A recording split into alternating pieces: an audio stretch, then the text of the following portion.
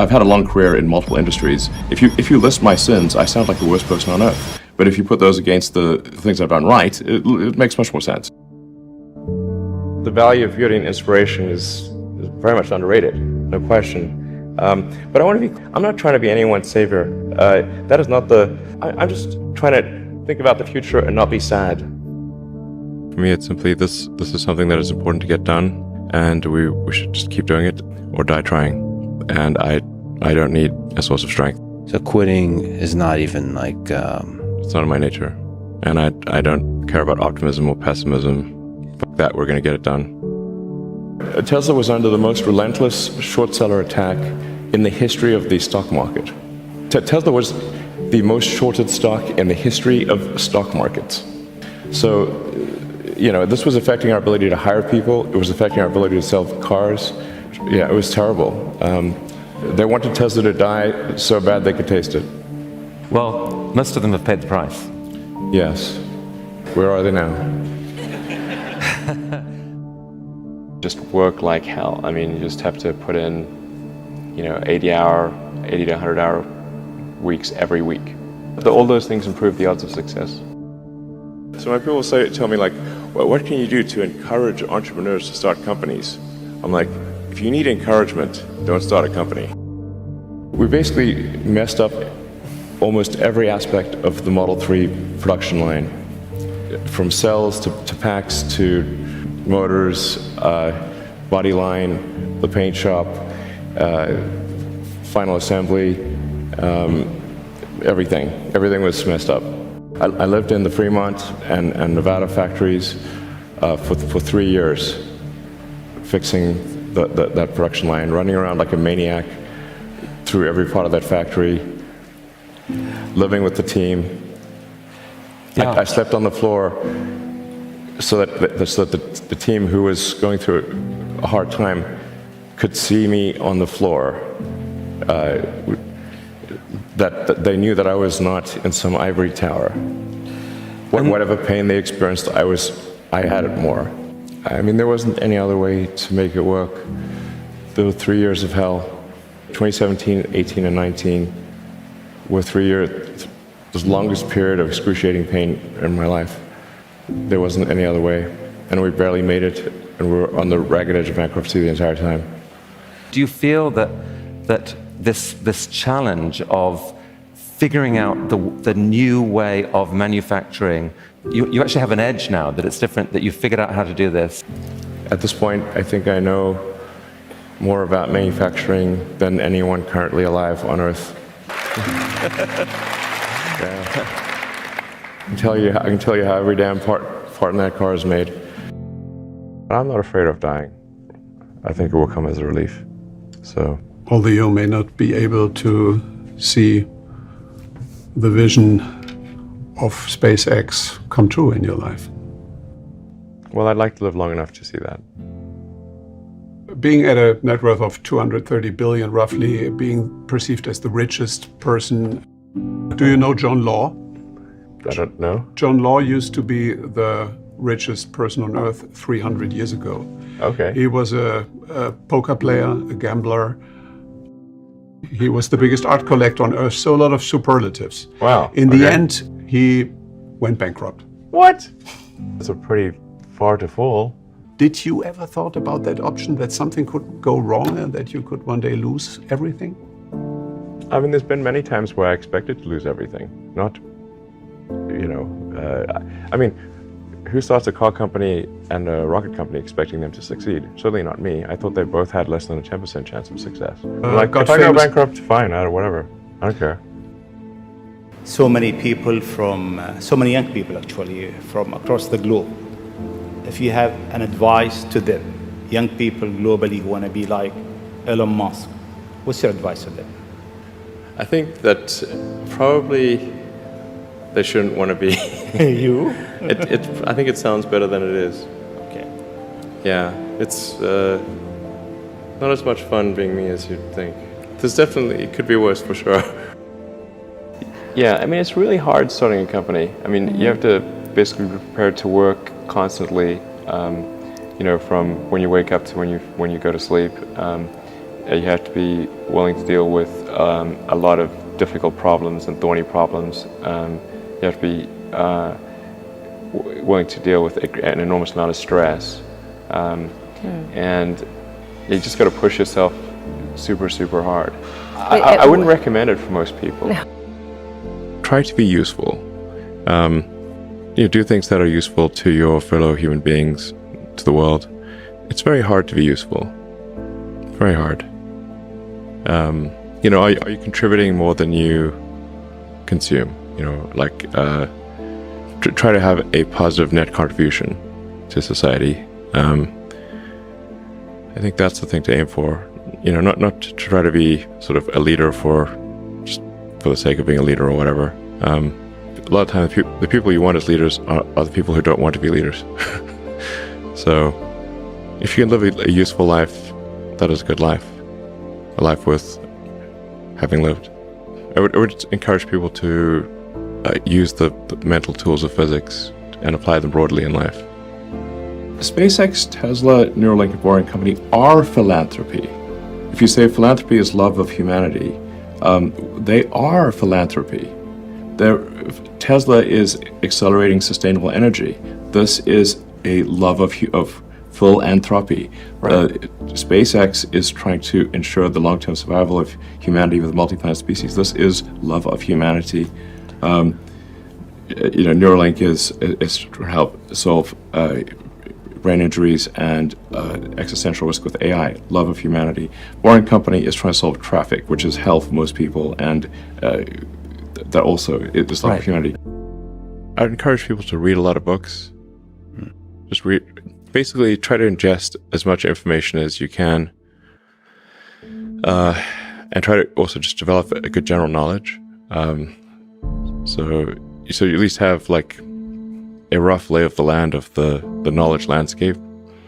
Try to learn a little bit about a lot of things.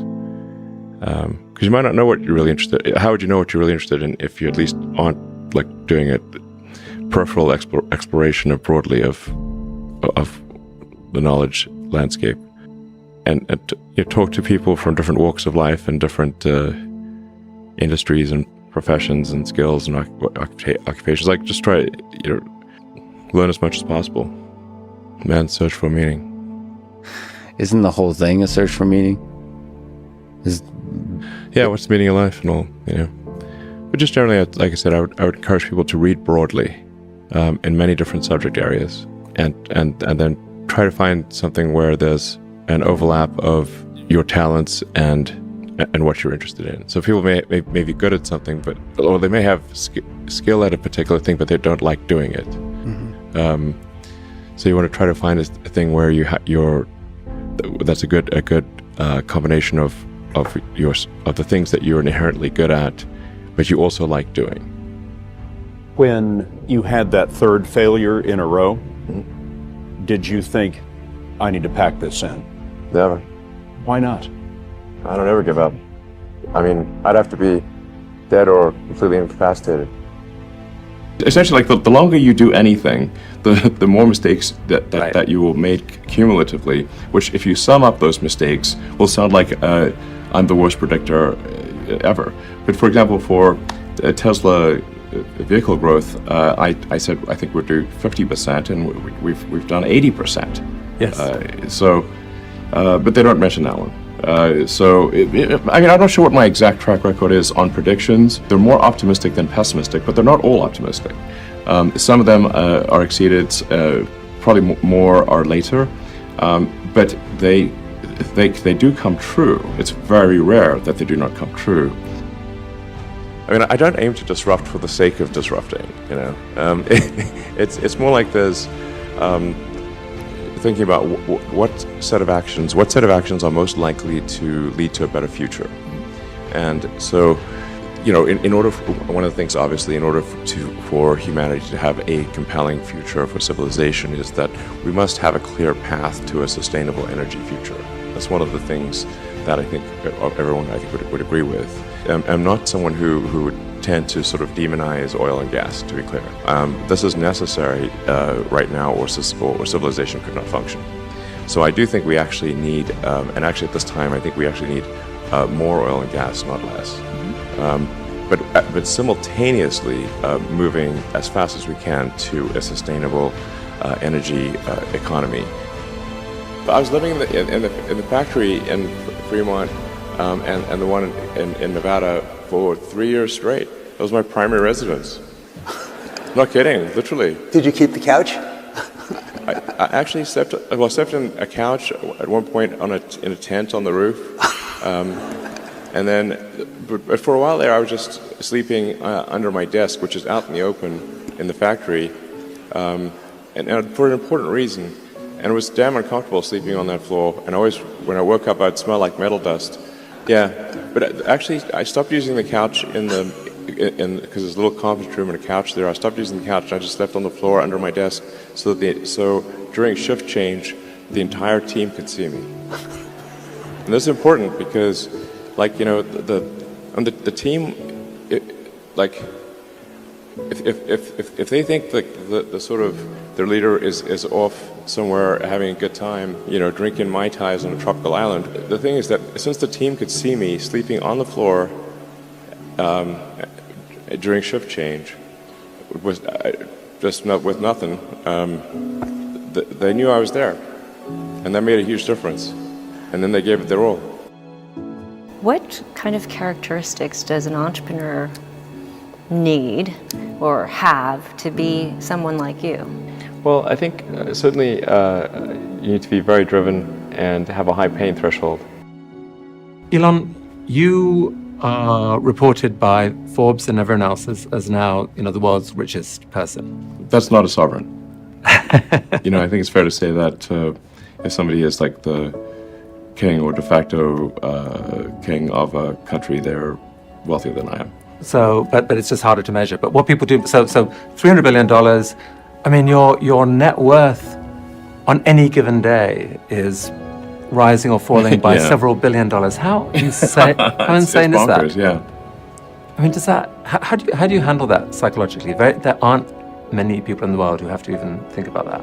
I actually don't think about that too much, but the thing that is actually more difficult, and that does make sleeping difficult, is that you know, every good hour or even minute of thinking about Tesla and SpaceX has such a big effect on the company that I really try to work as much as possible, you know, to the edge of sanity, basically, because Tesla's getting to the point where probably will get to the point later this year where every high quality minute of thinking is $1 million to impact on Tesla. One of the biggest mistakes people generally make, and I'm guilty of it too, is wishful thinking. You know, like you want something to be true, even if it isn't true, and so you ignore the things that you ignore the real truth because of what you want to be true. This is a very difficult trap to avoid, and like I said, it's certainly one that I find myself in having problems with. But if you just take that approach of you're always to some degree wrong, and your goal is to be less wrong. So a challenge for entrepreneurs is to say, well, what's the difference between really believing in your ideals and sticking to them versus pursuing some unrealistic dream that doesn't actually have merit? And that is a really difficult thing to tell. Can you tell the difference between those two things? Right. You know? So you need to be sort of very rigorous in your self-analysis. You guys are the magicians of the 21st century. You know, don't let anything hold you back. Imagination is the limit, and go out there and create some magic. What Elon has to say about how he takes risks. Anyway, I literally just try to use a scientific method, frankly, and you know, consider the you know, what is the importance of the outcome, and what is one risking in order to achieve that outcome. And but like I said, if the outcome is important enough, even if the probability of success is low, one must, I think, still do it. In my view, you know, some things are very important, and in order to have a good future, and if we don't do them, well, then we're in big trouble. And so, and then how much of a risk really is it? Because if we don't take those actions, we won't have a good future. And I think the riskiest thing would be no action. Put a lot of stock and certainly have a lot of respect for someone who puts in an honest day's work to do useful things. And just generally to have like not a zero-sum mindset, or like have more of a grow the pie mindset. Like if you sort of say like when we see people like perhaps including some very smart people kind of taking an attitude of like doing things that seem like morally questionable, it's often because they have at a base sort of axiomatic level a zero-sum mindset, and they, without realizing it, they don't realize they have a zero-sum mindset, or at least they don't realize it consciously. And so if you have a zero-sum mindset, then the only way to get ahead is by taking things from others. If it's like if the pie is fixed, then the only way to have more pie is to take someone else's pie. But this is false. Like obviously the pie has grown dramatically over time, the economic pie. So in reality, you can have to overuse this analogy. You can have there's a lot of pie. Yeah, pie is not fixed. Yes. So you really want to make sure you're not operating without realizing it from a zero-sum mindset, where the only way to get ahead is to take things from others. Then that's going to result in you trying to take things from others, which is not good. It's much better to work on adding to the economic pie. So when I interview somebody, my interview question is always the same. I said, tell me the story of your life and the decisions that you made along the way and why you made them. And also tell me about some of the most difficult problems you worked on and how you solved them. And that question, I think, is very important, because the people that really solved the problem, they know exactly how they solved it. They know the little details. And the people that pretended to solve the problem, they can maybe go one level and then they get stuck. Are you happy at the moment? I think there's degrees of love, but certainly for one to be fully happy, I think you have to be happy in work and happy in love. I suppose I'm medium happy. There are degrees of happiness. Can love for projects, for work, compensate love among people? I think love of work, in my experience, can at best make one halfway happy. What was your biggest challenge in life? One of the biggest challenges, I think, is making sure you have a corrective feedback loop, and then maintaining that corrective feedback loop over time, even when people want to tell you exactly what you want to hear. Okay. That's very difficult.